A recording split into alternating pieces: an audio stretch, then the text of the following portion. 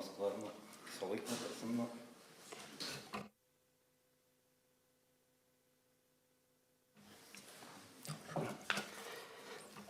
Хайырлы көн. Без КФУның филология институтына кабул итүгә багышланган матбугат конференциясенә башлыйбыз. Һәм безнең кунакларыбыз Җамалетдинов Радиф Рифкат улы, Казан Идел-буе федераль университетының филология һәм мәдәниятара багланышлар институты директоры, Мирзахитов Рамил Хамид улы, КФУның филология һәм мәдәниятара багланышлар институты деканы, Закиров Алмаз Илдар улы, КФУның филология һәм мәдәниятара багланышлар институтының профориентация һәм эш бирүчеләр белән хезмәттәшлек үзәге мөдире. Беренче сораубыз Радиф Рифкатович сезгә. Менә быел бит инде шундый үзенчәлекле ел булды. Шуңа да бәйле рәвештә менә сезнең институтта кабул итүгә сез ничек әзерләндегез һәм нинди үзгәрешләр көтелә? Күпме сез студентлар кабул итәргә җыенасыз һәм нинди форматта? Рәхмәт, хәерле көн, хөрмәтле дуслар. Чынлап та инде быел без соңгы берничә ай дәвамында пандемия белән бәйле рәвештә үзенчәлекле форматта эшлибез. Бүген көндә безнең уку йортында инде зачет имтиханнар сессиясы төгәлләнде. Дәүләт имтиханнарын тапшыралар, квалификация эшләрен яклыйлар безнең чыгарылыш курс студентларыбыз. Һәм 20 июньнән башлап Россия Федерациясының барлык югары уку йортлары да документлар кабул итү өчен башлап җибәрә.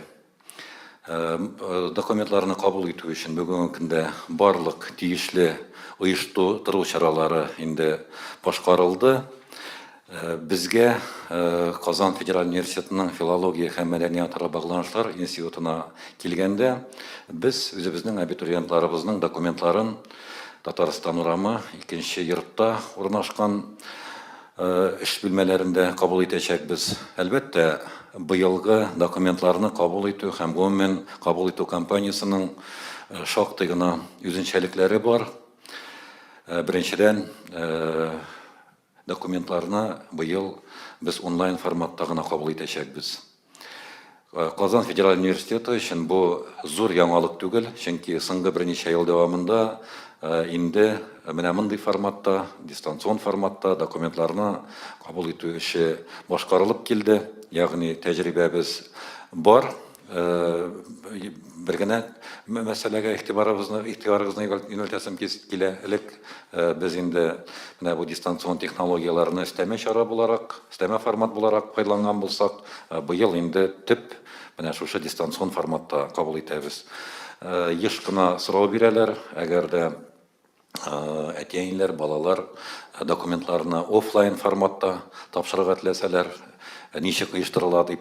Әлбәттә, бүгенге көндә без үзебезнең учредительдән Россия Федерациясының фән һәм югары мәктәп министрлыгыннан алынган документлар нигезендә документларны без нигездә онлайн форматта кабул итәргә тиешбез. Ләкин шул ук вакытта әлеге документларда региондагы ситуациядан чыгып, югары уку йортларына документларны офлайн форматта да кабул итү мөмкинлеге бирелә. Әлегә безнең университет буенча тиешле документларның булып бетмәү аркасында менә бу офлайн форматта кабул итү буенча бераз гына сораулар бар. Ләкин кабатлап әйтәбез, әгәр дә инде балалар документларны алып киләләр икән, без алар белән аерым бүлмәдә шулай ук документларын кабул итүне оештыра алабыз. Тагын берничә моментка тукталып үтәсем килә. Быелгы үзенчәлекләр белән бәйле рәвештә документларны кабул итү вакыты башка еллардан аерылып тора. Элек без документларны нигездә июльнең кайбер юнәлешләр буенча 11-12 июль һәм 25 июль хәтле кабул иткән булсак, быел әле август аенда да документлар кабул итү эше дәвам итәчәк. Чит ил гражданнарының документларны әле сентябрь аенда да кабул итү булачак. Чит илдән килгән гражданнарны университетка кабул итү октябрь аенда гына төгәлләнәчәк.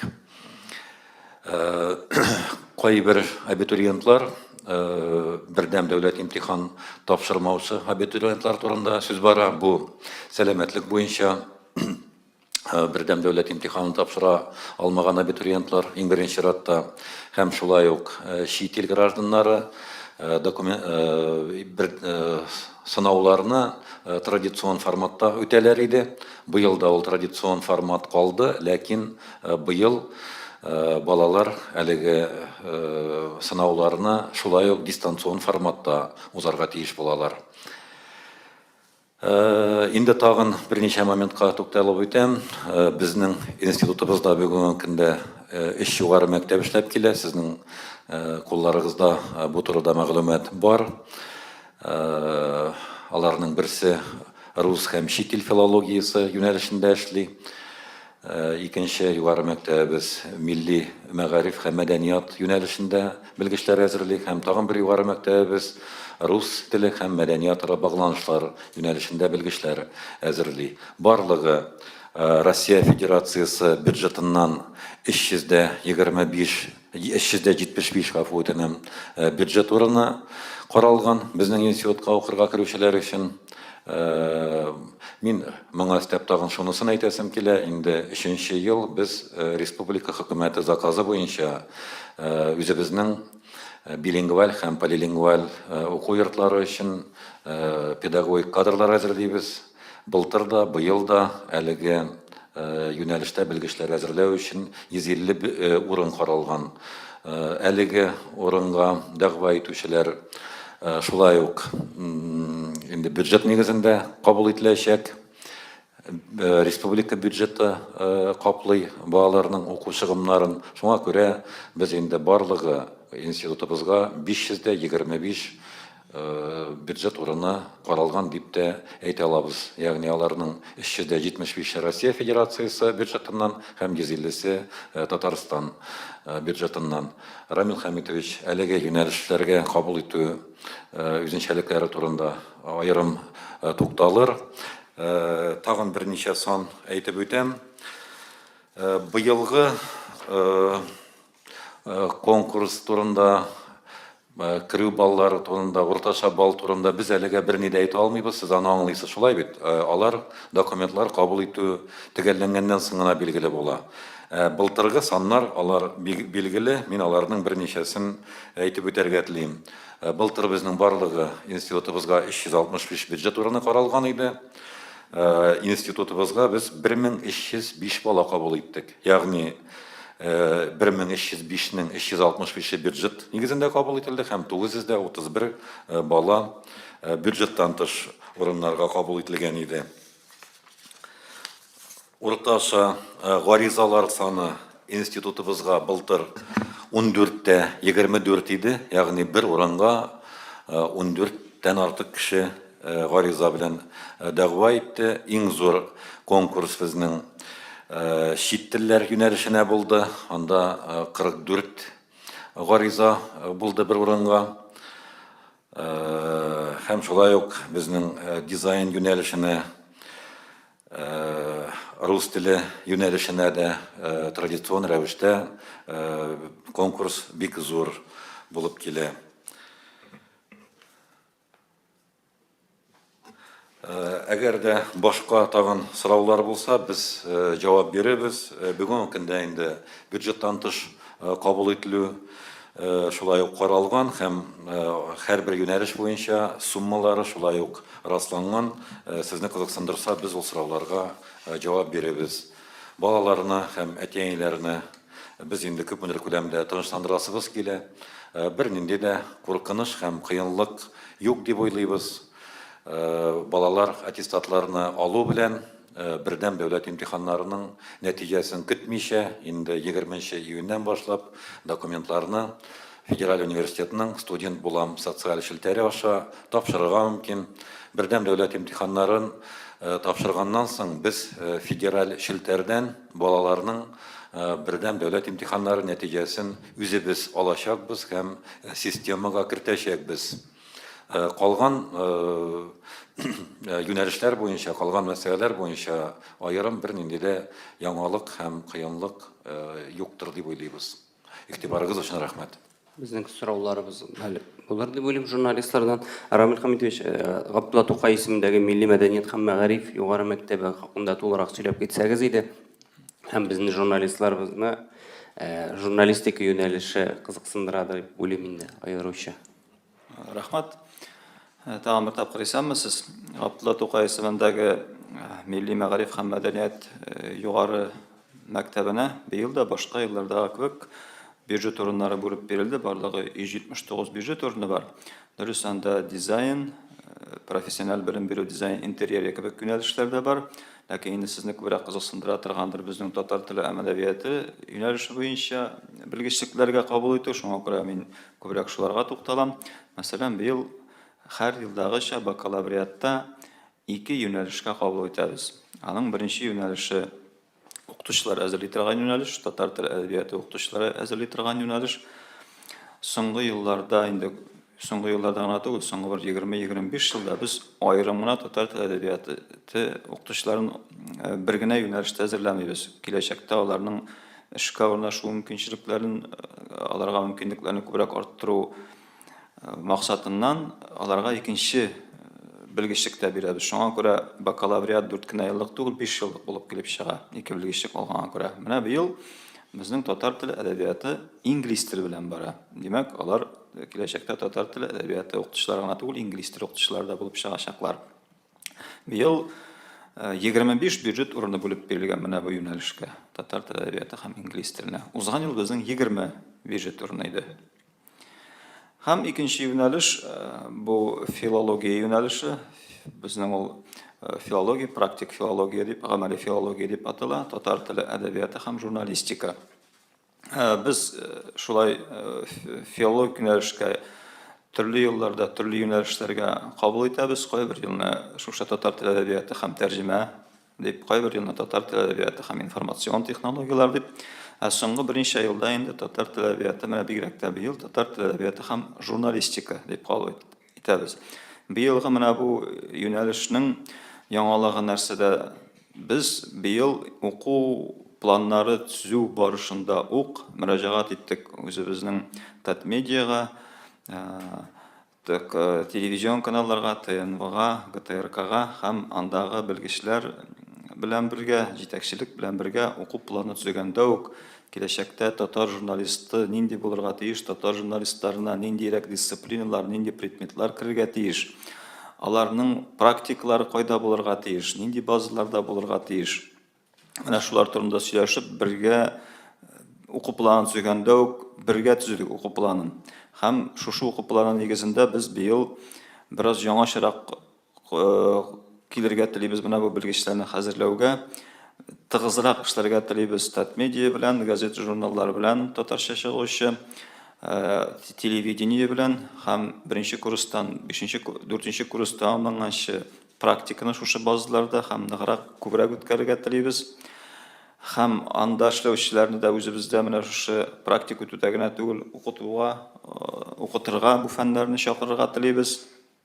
Һәм менә бу юнәлешкә абитуриентларда, булачак студентларда кызыксыну булыр дип уйлыйм. Быел 23 бюджет урыны, соңгы елларда мондый күп бюджет урыны булганы юк иде әле. Узган ел безнең 20 бюджет урыны булды. Алдагы елларда һәр вакыт бу юнәлешкә 15 кенә бюджет урыны була торган иде. Менә быел 23 бюджет урыны.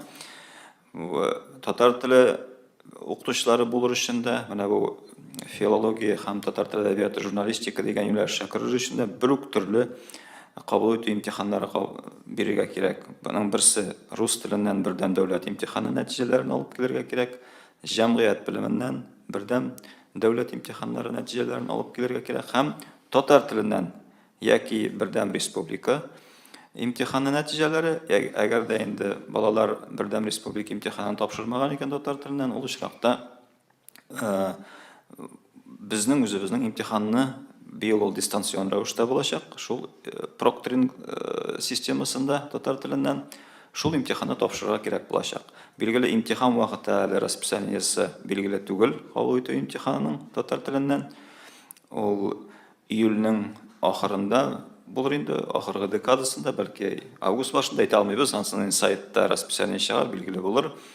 Һәм менә бу имтиханга әзерлек рәвешендә татар теленнән шулай ук дистанцион форматта гына июльнең 15-ннән соң, июльнең 15-е белән 30 арасындагы 15 көнлек эчендә без махсус курста үткәреп алырга уйлыйбыз, дистанционный, шушы татар теленә имтиханга әзерләнү өчен.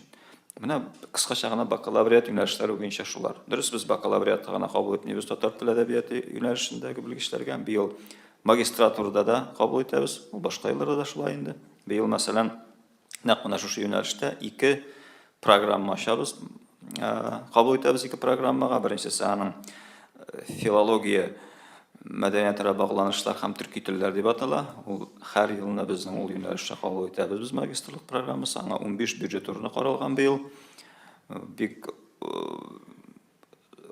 бакалавриатны тәмамлаган студентларда һәм читтә укучыларда да бу бик популярлык казанда дип әйтергә була бу программаны. Бу программага чит илдән килүчеләр дә бар. Безнең инде хәзер үк менә билгеле бер база бар. Шушында килергә теләүчеләр шул базаны карап әйтә алам. Анда мәсәлән Казакъстаннан, Таҗикстаннан шушы юнәлешкә килергә теләк белдерүче балалар бар. Һәм икенче юнәлеш, монсы инде укытучы булачак педагогик белем бирү татар теле һәм әдәбияты яңа технологиялар дип атала. Бу шулай ук безнең яңа программа түгел. Инде ул берничә ел дәвамында көндезге бүлектә дә читтән торып уку бүлегендә дә бара. Бу юнәлештә 12 бюджет урыны бар. Шулай ук киләчәктә татар теле әдәбияты укытучылары монда үзләренең белемнәрен магистрлык юнәлешендә арттырырга теләүчеләрне көтеп калабыз. Берничә җөмлә тагын өстәп әйтәсем килә. Йомгаклап менә Рамил Хәмитович әйткәннәргә өстәп, шуны әйтеп үтәсем килә. Безнең Габдулла Тукай исемендәге Милли мәдәният һәм мәгариф югары мәктәбенә, димәк, татар теле әдәбияты юнәлешендә кабул итү оештырылган бюджет урыннарыбыз да бар һәм бюджеттан тыш та кабул итәбез. Моннан тыш музыка укытучылары юнәлеше каралган, дизайн юнәлеше каралган һәм моннан тыш безнең республика заказы буенча шулай ук 150 урынга кабул итү планлаштырыла. Быел полилингваль мәктәпләр өчен махсус заказ бирде Татарстан хөкүмәте. Ягъни без 2 белгечлек буенча белгечлекләргә балаларны кабул итәчәкбез. Башлангыч сыйныфлар һәм чит тел, биология һәм чит тел, тарих һәм чит тел, математика һәм чит тел. Әлеге программаны үзләштергән, әлеге программаларны үзләштергән балалар шулай ук 2 дипломга ия булып чыгачаклар. Алар математиканы да әйтик укыта алачак һәм инглиз телендә укыта алачак. Шулай ук математиканы инглиз телендә укыта ала торган итеп әзерлибез, без аларны әзерләячәкбез. Әлеге программа без инде әйтеп үтүебезчә 3нче ел дәвам итә. Республикабызның мәгариф һәм фән министрлыгы белән бергәләп оештырабыз. Бу төркемнәргә балалар кабул итүне махсус әңгәмәләрдә күз алдында тотыла әлеге балалар белән һәм инде көндезге бүлеккә кабул ителгән балаларыбыз менә бу программаларда укучылар алар 4-5 укыган очракта ай сайын 15 мең күләмендә стипендия алачак. Һәм тагын әлеге югары мәктәптән тыш башка тагын 2 югары мәктәбебез бар дип әйттек. Алар турында да беренче җөмлә генә әйтеп үтәм. Без чит тел укытучылары юнәлешенә кабул итәбез. Быелгы яңалыгыбыз без әлегә хәтле 2 юнәлештәге белгечлеккә генә кабул иткән булсак, чит телләр буенча быел аерым бер генә чит тел юнәлешенә дә кабул итәбез. Рус теле буенча да шулай ук без рус теле һәм инглиз теле юнәлешенә кабул итә идек. Алдагы узган елларда быел рус теле һәм әдәбияты дигән программабыз да бар һәм рус теле генә дигән программаларыбыз да бар. Моннан тыш чит тел филологиясе юнәлеше программасы бар һәм рус телен чит тел буларак өйрәнү юнәлешендә шулай ук аерым программабыз каралган. Соңгысына, әлеге соңгы программага нигездә чит тел балалары кабул ителә. Рәхмәт. Бер искә имма Безнең сорауларны WhatsApp буенча да җибәрергә була. Сайтта язылган, тагын бер кабатлап кына китәм. 8927-037-91-10 WhatsApp аша да җибәрергә була онлайн караучыларга. Сораубыз Алмаз Элдаровичка менә уку йортының бит инде аның дәрәҗәсе андагы укып чыккан студентларның эшкә урнашуы белән дә билгеләнә. Сезнең институт буенча менән сез ничек нинди саннар китерә аласыз? Студентларның күпмесе үз менә профессиясе буенча эшкә урнаша. Шул хакта да әйтеп китсәгез иде. Профориентация буенча. Хәерле көн. Сорауыгыз өчен рәхмәт. Безнең инде укуны бетергән безнең институтны тәмамлап чыккан студентлар соңыннан 75% үзләренең укыган юнәлешләре буенча эшкә урнашалар. Бу нигездә белем бирү оешмалары, аннан соң средства массовой информации дип әйтәбез инде, төрле аннан соң культура оешмалары, вәкиллекләр, полномочные представительства ларда эшләүчеләр безнең бар безнең институтны бетергән студентларыбыз арасында. Менә шундыйрак саннар, информация. Кабул итүче. Безнең үзәгебез инде тагын бик күп чаралар үткәрә мәктәп укучылары белән. Без ел дәвамында алар белән очрашып, сөйләшеп, аралашып торабыз. Үзебезнең институттан ниндирәк безнең белгечлекләр әзерлек бара. Шулар турында сөйлибез. Олимпиадалар үткәрәбез, конференциялар фәнни үткәрелә безнең институтта. Безнең үзәгебез шушы сорауларны координировать итеп тора. Аннан соң инде тагын әгәр дә сезнең сорауларыгыз булса, быелгы уку керү шартлары ниндирәк үзенчәлекләр бар. Бу сорауларга да мин җавап бирергә тырышырмын. Рәдиф Хаҗ әйтеп үткәнчә инде быелгы укырга керүнең төп яңалыгы ул документлар кабул итүдә, керү имтиханнарын тапшыруда дистанцион формат аша үткәреләчәк. Әмма моны бөтенләй яңалык дип тә кабул итәргә кирәк түгел, чөнки безнең университетның мондый эштә алдагы елларда инде тәҗрибәсе булды. Без абитуриентлардан документларын да читтән торып кабул иткән булды һәм инде әлегә кадәр контрактка кергән абитуриентлар да читтән торып кабул итү имтиханнарын тапшырганнары булды алдагы елларда. Рәмис әфәнде тагын бер өстәмә мәгълүмат биреп китик инде.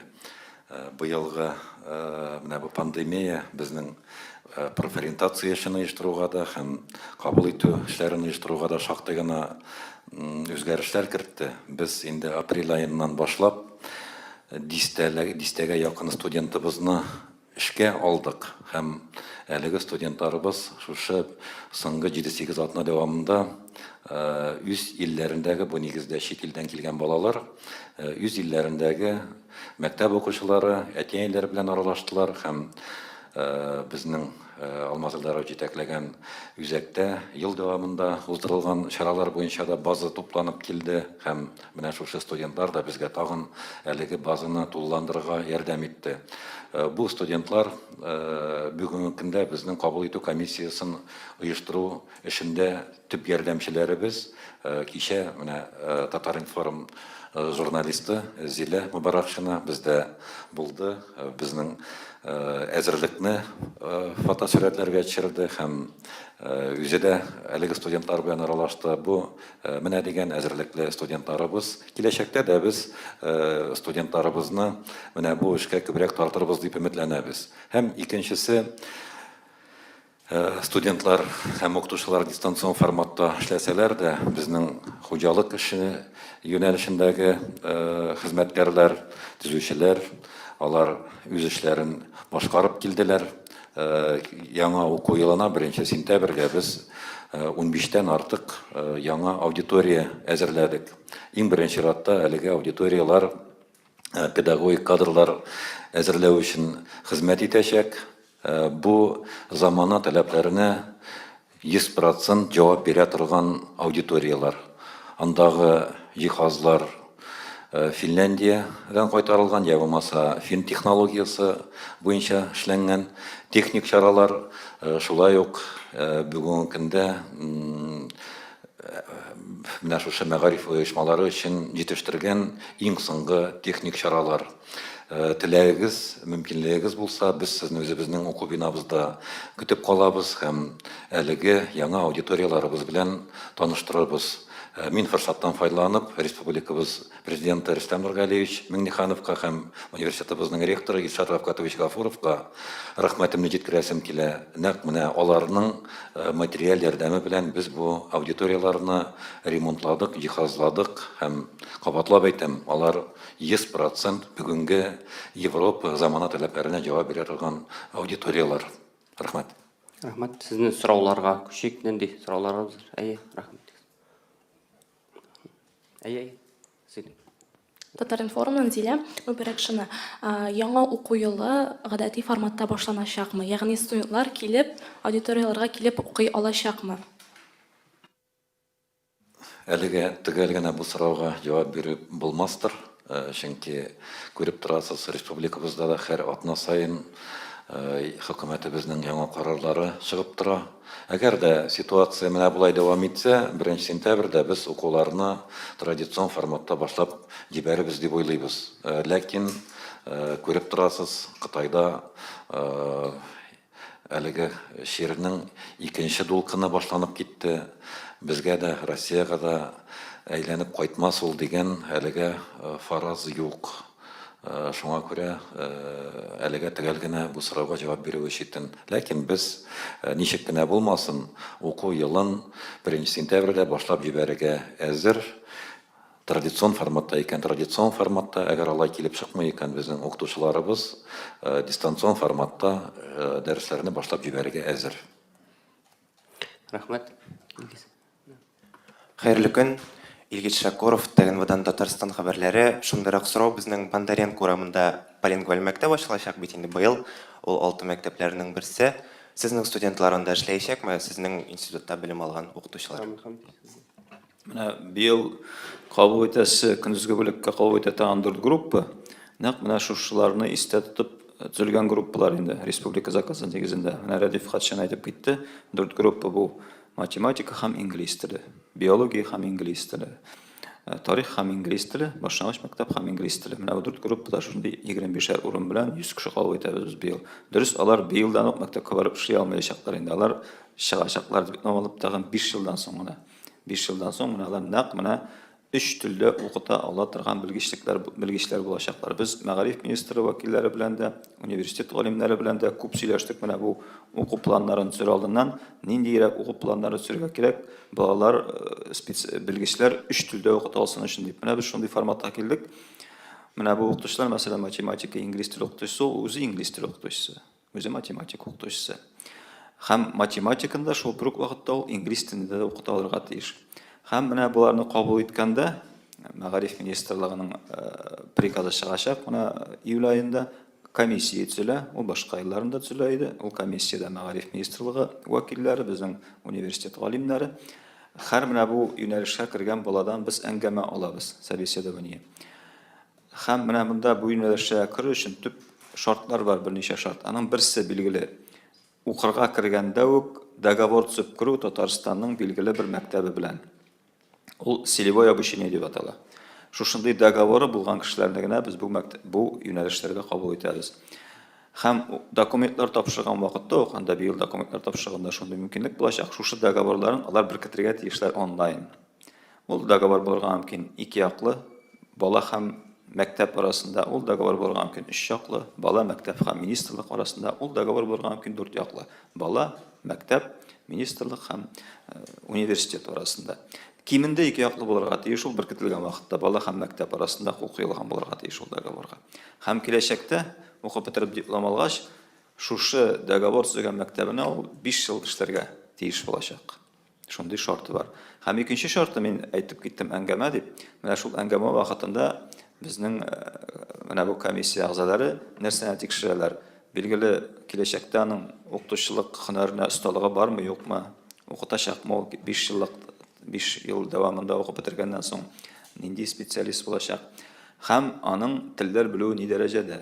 Беләм ул татар телен. Чөнки татар телен бөтенләй белмәгән кешене татарчага өйрәтеп бетереп буламы? Андыйлар да бар, ләкин менә без 2 ел элек алдык бит, студентлар 2 ел дәвамында татар телен өйрәнделәр. Ләкин мәктәптә татар телендә укытыр өчен татар телен билгеле бер дәрәҗәдә белергә кирәк. Шуңа күрә без менә бу әңгәмә вакытында татар телен белгән, бераз инглиз телен белгән балаларны җыеп алу ягында бу юнәлешләргә. Сезнең сорауыгызга турыдан-туры җавап бирсәк, дөрес, инде быелдан башлап полилингваль мәктәпләр үз эшләрен башлап җибәрәләр. Әлеге эшне оештырып җибәрү өчен республикабызның Мәгариф министрлыгы конкурс игълан иткән иде һәм әлеге мәктәптә предметларны инглиз телендә укытучыларның белемен күтәрү оештырылды. Дөрес, кызганычка каршы әлеге конкурс буенча конкурста Казан федераль университеты түгел, кооператив институт җиңеп чыкты һәм әлеге укытучыларның белемен кооператив институт күтәрә. Киләчәктә без инде өметләнәбез бу эш белән профессионаллар турыдан-туры белгечләрне әзерләүче уку йортлары шөгыльләнер дип. Димәк, 1 сентябрьгә инде белемнәрен күтәргән, тиешле дәрәҗәдә әзерлек узган укытучылар алар була һәм эшне башлап җибәрәчәк. Киләчәктә 5 елдан инде махсус әлеге мәктәпләрдә эшләү өчен әзерләнгән белгечләребез булачак безнең. Рәхмәт. Әйе, рәхмәт салсын. 4-нче чирекне дистанцион форматта уку барлык кайбер укытучыларның мондый форматта эшләүенә әзер булмавын күрсәтте. Шул сәбәпле КФУда укытучыларны әзерләү программаларына үзгәрешләр кертү көтеләме? Беләсезме, без инде әлеге пандемияны әлбәттә белмәдек, ләкин илебездә берничә ел дәвамында цифрлаштыру, цифровизация юнәлешендә махсус программалар эшләп килә һәм безнең учредителебезнең таләбе буенча да һәм үзебезнең университетыбызның җитәкчелеге, университет коллективы карары нигезендә бу мондый юнәлештәге эш инде башланып китте.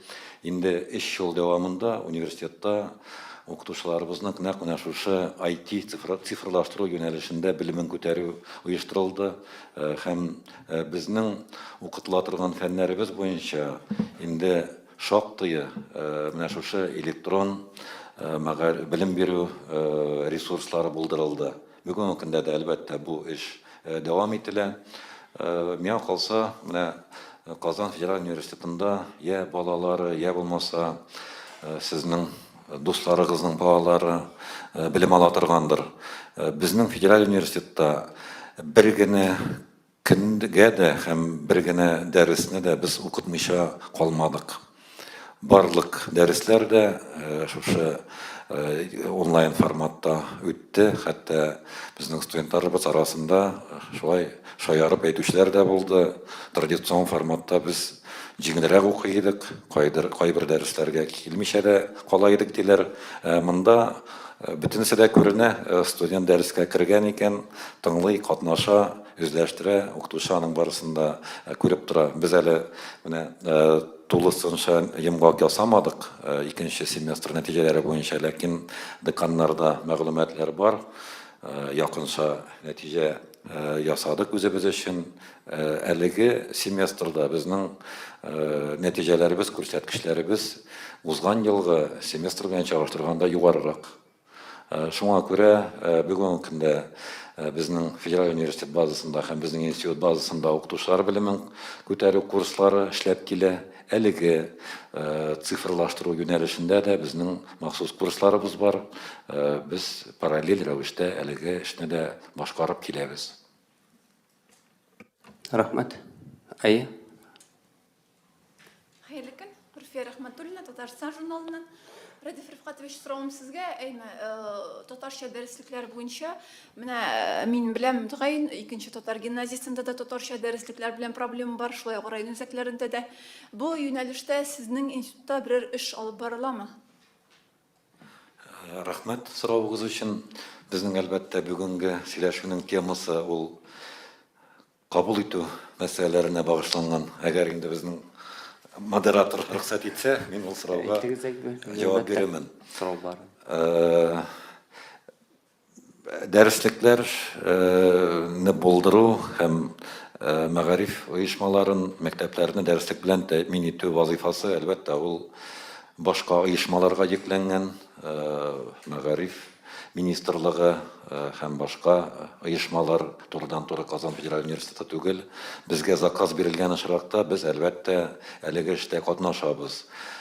Быелга килгәндә нәкъ менә шушы полилингваль мәктәпләр өчен бүгенге көндә безнең республикабызның мәгариф министрлыгы безнең университетка мөрәҗәгать итте һәм татар теле әдәбияты буенча безнең коллектив дәреслекләр эшли башлады.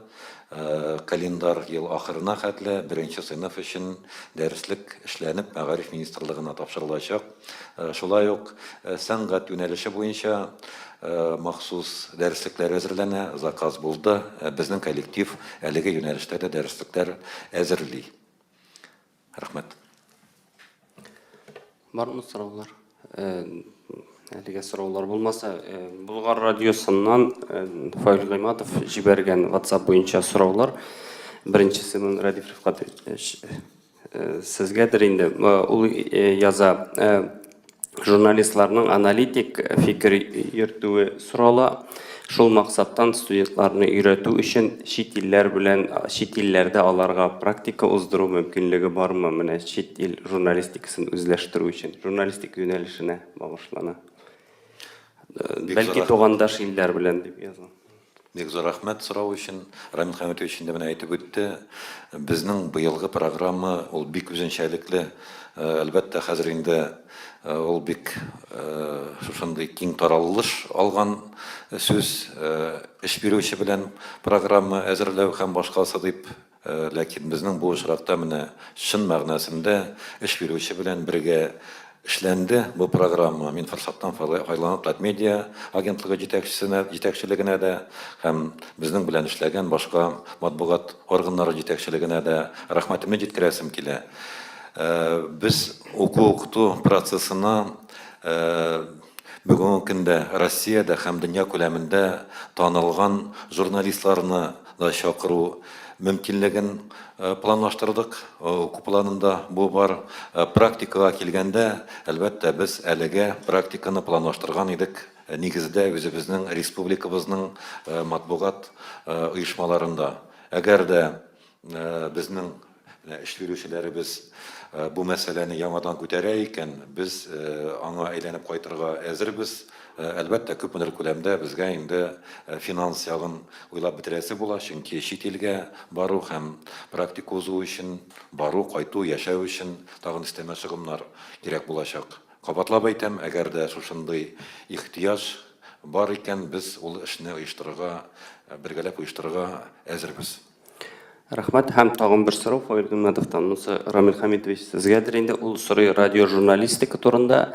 Радиожурналистиканың үзенчәлекләре бар, техник яктан һәм менә бу студентларны радиожурналистикага да өйрәтү караламы дип, бездәге булган радиолар нигезендә алар белән берлектә.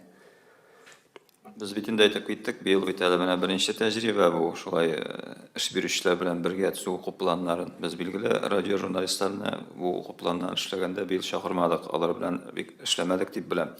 Шуңа күрә киләчәктә без исәпкә алырбыз. Бөтен проблеманы бер елда гына күтәреп бетереп булмый, бөтен юнәлешләрне дә бер елда гына эшләп бетереп булмый. Алга таба планлаштырырбыз. Әле ул балаларны җыеп алып укыта башлыйсы бар. Җыеп алып укыта башлагач, күз күрер нинди юнәлешләрдә без аларның теләкләрен дә исәпкә алырга кирәк булыр. Киләчәктә алар үзләрен кайсы юнәлештә карыйлар. Хәзер бит шулай индивидуаль траектория дигән әйбер бар. Biz 25 kişine bir yol alıp 25 kişine bir yöneliştegine okutup bitir almıyoruz. Hem bir yöneliştegine jurnalistler gerek de bulmasılar. Hem onlar başta jurnalist bulup gitede almasılar. 25 alар bit bizden bit jurnalistlerin nazarıyla yönelişte olur. Tatar tili filologiya yönelişi, filologiya tatar tili edebiyatı hem jurnalistika. Şuna göre alar arasında türlüsü olur. Şuna göre biz alarның tileklerini de hesap alıp, alarның gelecekte şunda individual her kişiye ayrım yakın kiretirgan trajektoriyalar uylarыбыз деп ойлойм. Һәм менә Мен тагын бер мәгълүмат биреп үтим. Без менә бу бакалавриат программасын ачканда Татмедиа җитәкчелеге белән дә, Айрат Ринатович белән дә, телевидение җитәкчеләре белән дә сөйләшкән идек. Киләчәктә, әлбәттә, әгәр дә республика хөкүмәте заказ бирсә, без яңа магистрлык программасы ачу турында да уйлыйбыз. Әйтик, төрле югары уку йортларында бакалавриат программасын үзләштергән балалар магистрлык программасына килергә мөмкин һәм көндезге бүлектә булса 2 ел дәвамында, читтән торып уку программасы булса 2 ел ярым дәвамында балалар магистрлык программасын үзләштереп журналист дипломына ия булырга мөмкин.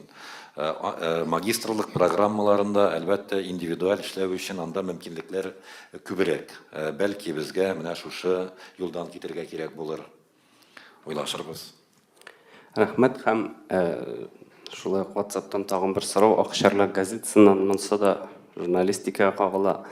Журналистлар әзерләгәндә шәхси газетларның тәҗрибәсе дә кулланылачакмы? Монда практика турында сүз барадыр инде шулай ук. Миңа калса, әлбәттә, без файдаланачакбыз, таяначакбыз шәхси газета журналларының тәҗрибәсенә дә. Без Илфат Файзрахманов белән һәм кайбер башка махсус шәхси газета журналлар чыгарушы журналистлар белән һәрдаим элемтәдә һәм инде уку планы шулай итеп эшләнде. Без модульләп төрле предметларны узганда теге яки бу тәҗрибәле журналистны уку-укыту процессына тартачакбыз. Рәхмәт. Сораулар бармы?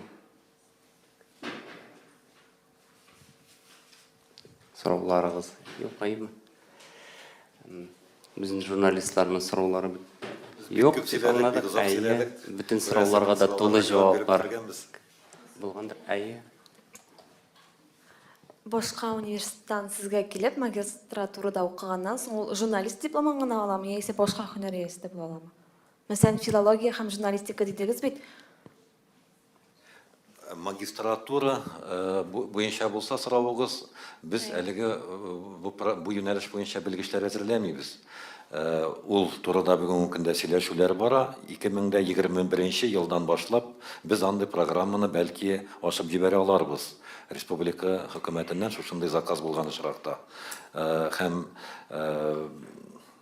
магистратура программаларының үзенчәлеге шунда, теләсә кайсы юнәлеш буенча бакалавриат программасын үзләштергән белгеч, шулай ук теләсә кайсы юнәлештәге магистратура программасына укырга кирә ала.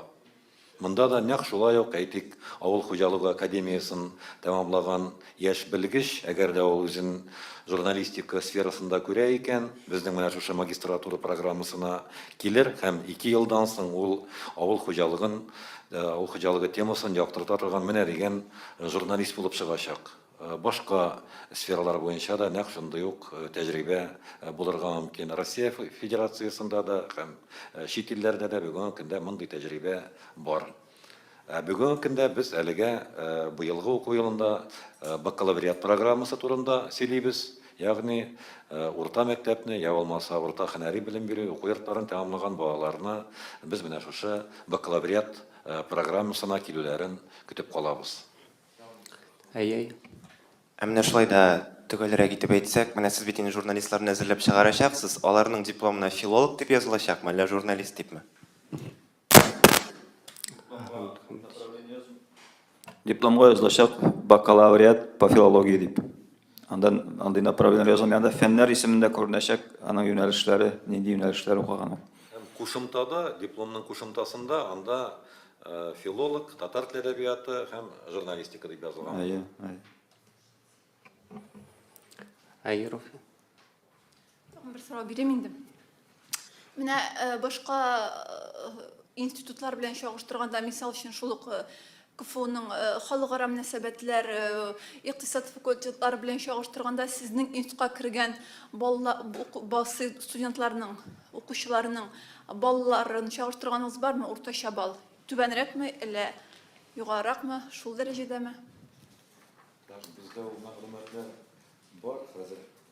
Ул төгәл булсын өчен инде документларны табырга кирәктер. Уртача балга килгәндә университет күләмендә безнең уртача гаризалар санына килгәндә университет күләмендә 12-13 гариза туры килсә, безнең институтка бирелгән гаризаларның саны буенча бер урынга 14 туры килә. Уртача балларга килгәндә безнең әйтик чит ил филологиясына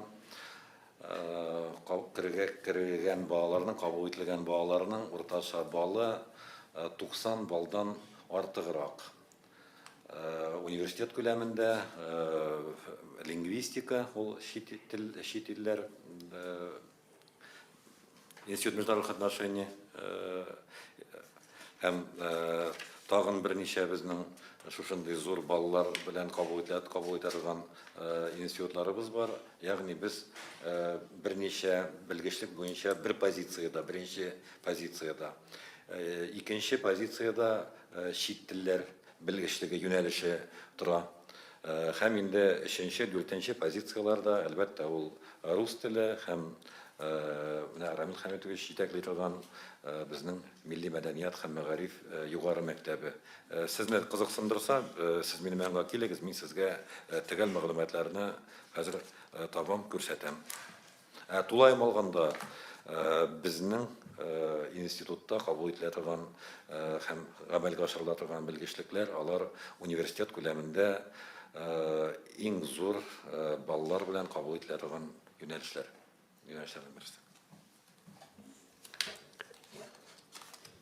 Бармы сораулар сездә? Сорауларыгыз булмаса, без матбугат конференциясын төгәллибез. Рәхмәт сезгә. Кәнегез өчен.